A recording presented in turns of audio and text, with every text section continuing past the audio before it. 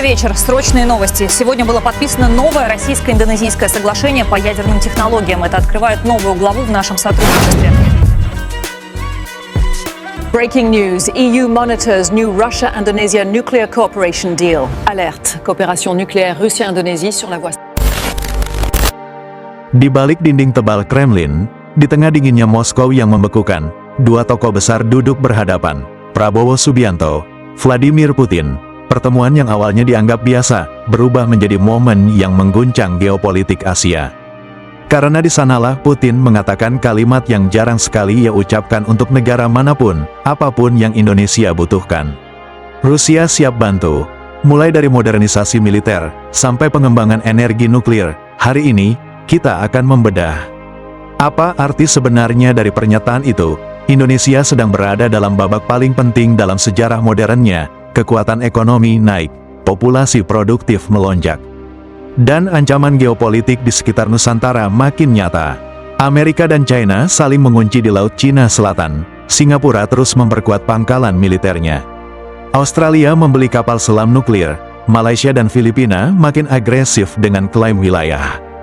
Di tengah semua itu, Indonesia memutuskan satu hal, menguatkan postur pertahanan strategis. Sistem rudal, radar jarak jauh, kapal selam, drone tempur, dan sekarang, energi nuklir, bukan untuk perang, tapi untuk memastikan, Indonesia tidak bisa disentuh.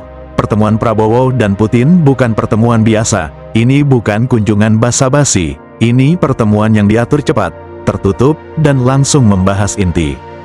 Putin menyambut Prabowo layaknya mitra strategis baru.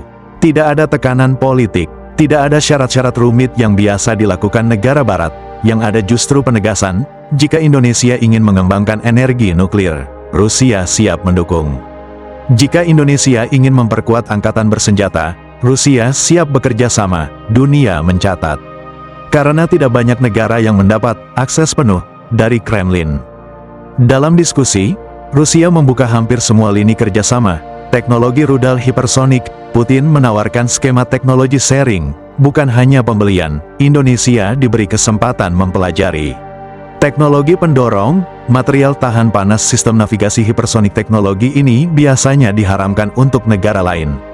Tapi Rusia menyiratkan, Indonesia bisa menjadi pengecualian. Modernisasi kapal selam Indonesia. Rusia siap membantu memperbarui kapal selam kelas 636 dan 877 yang dimiliki Indonesia, termasuk kemungkinan joint development kapal selam generasi baru. Sistem pertahanan udara tingkat tinggi. Rusia membuka peluang kolaborasi radar dan integrasi sistem pertahanan berlapis, radar over the horizon. Sistem anti-rudal, integrasi command dan kontrol. Ini sangat penting mengingat wilayah udara Indonesia semakin strategis. Rusia membuka akses akademi militer dan pusat riset mereka, langkah yang jarang diberikan kepada negara non-blok besar. Intinya, Prabowo tidak sekadar pulang dengan paket senjata. Ia pulang dengan pintu terbuka menuju kemandirian alutsista. Putin juga menegaskan, Rusia siap membantu Indonesia membangun energi nuklir. Dan ini bukan wacana, ini bagian dari strategi besar Prabowo untuk kemandirian energi. Apa yang ditawarkan Rusia? Reaktor kecil modular, SMR, cocok untuk pulau-pulau besar dan kawasan industri. Efisien dan aman, pusat riset nuklir medis untuk isotop kedokteran, terapi kanker, dan riset kesehatan. Pengembangan SDM nuklir Indonesia. Insinyur muda Indonesia bisa dikirim langsung ke pusat nuklir Rusia. Kemitraan jangka panjang, Rusia menyatakan siap menjadi partner utama dalam roadmap nuklir Indonesia. Pertemuan Prabowo-Putin membuat banyak ibu kota dunia mulai melakukan kalkulasi ulang. Amerika Serikat mulai khawatir Indonesia akan bergeser ke orbit Moskow. Mereka pasti akan menekan Indonesia agar tidak terlalu dekat dengan Rusia.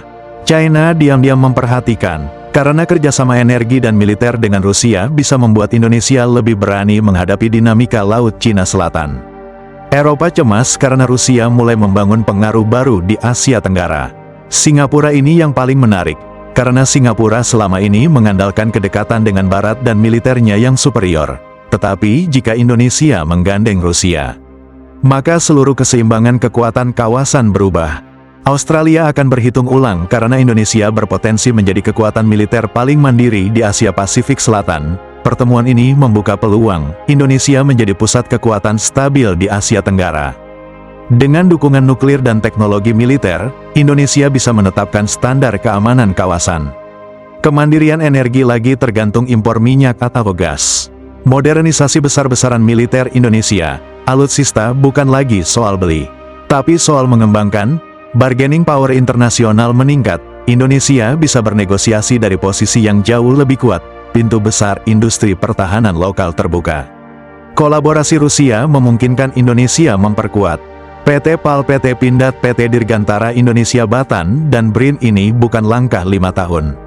Ini langkah 100 tahun. Pertemuan Prabowo dengan Putin bukan pertemuan biasa. Dunia boleh bicara macam-macam, tetapi satu hal kini jelas.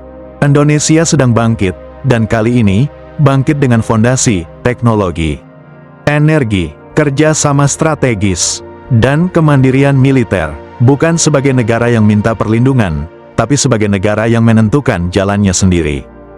Jika semua ini berjalan, dalam 10-15 tahun ke depan, Indonesia tidak lagi menjadi penonton geopolitik.